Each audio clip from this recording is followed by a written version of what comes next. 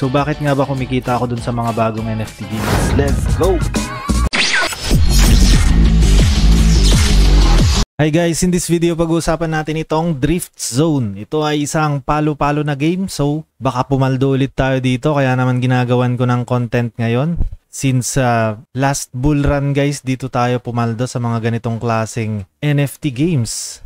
At syempre, na-miss natin to, kaya nung nakita ko itong Drift Zone guys, agad-agad ko namang chinek yung mga information nito and tinignan ko agad yung website at makikita natin dito guys na maganda yung website nila ngayon. So hindi na katulad dati yung mga palo-palo games dati na sobrang tataas ng income per palo, ay hindi ganito guys. So sana ito medyo okay ito. Medyo magtagal sana ito guys. Pero syempre not a financial advice ito guys. Invest what you can afford to lose pa rin and do your own research.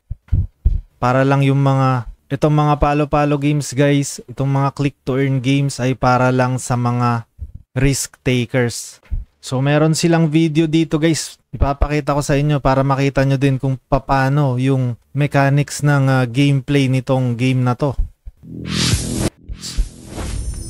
So ito na guys, panoorin natin. So yan, embrace the cosmic, uncover hidden dimensions.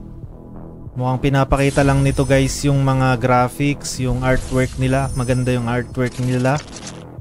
Parang Evangelion. Or yung dati nating pinapanood na Genesis Evangelion. So yun nag-ano na siya, nag-mint na siya. And mag-pick na siya ngayon. Gacha din ito eh. Ito yung mga nakaka-addict sa mga palo-palo games. Gacha game din sila. Yan, open cube. Tignan natin kung anong makukuha niya. Chaos skin. View my drifter, view details. Common yung nakuha niya guys. So medyo minalas siya dun. Ayan. So kung common daw yung nakuha nyo, tignan natin kung anong gagawin niya. I-fuse niya. So pwedeng i-fuse pala guys yung ganito. Ayan. Fino-fuse na niya yung dalawa. Tignan natin kung anong magiging. Yun, naging rare. Okay. So magiging rare. May chance na maging rare kahit common yung mga nakukuha natin sa gacha. At ito, meron silang multipliers. Yan, nag-generate siya ng multiplier kung makikita nyo dyan.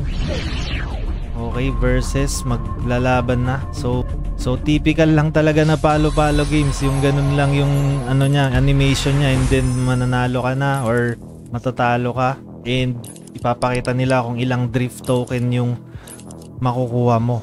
So ganyan lang. So basic lang guys na palo-palo game ito. And tignan pa natin yung mga information dito. Oops, may pop-up.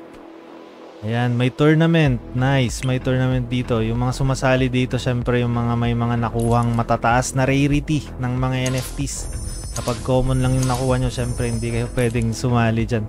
Join tournament, nag-join na siya. So anong gagawin niya dito? Ayan, meron ng laban-laban na to.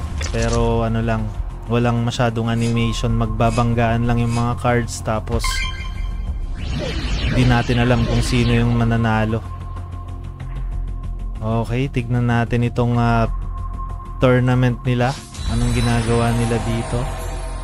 So ganyan daw yung animation niya.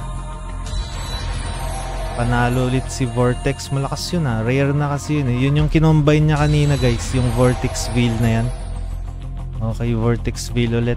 Tapos panalo yata. Okay, panalo siya. Yan, rare yung panalo. So ganun lang, basically ganun lang guys. Sobrang dali lang naman intindihin ng click to earn game na to. Try nga nating start kung meron na. So beta pa lang kasi ito guys, kaya yung demo pa lang yun nandito.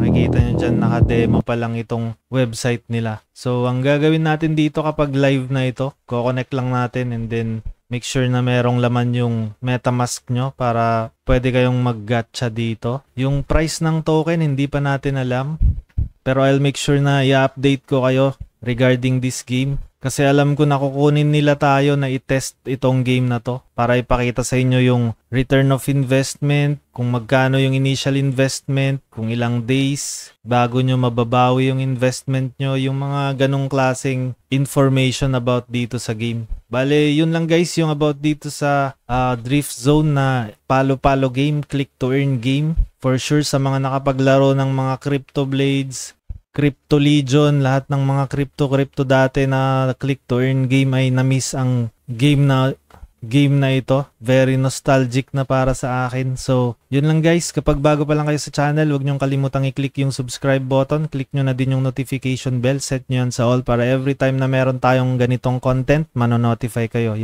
Yun lang guys. Maraming salamat. Bye-bye. Disclaimer. This content is for education and entertainment purposes only. Galaran TV does not provide investment advice.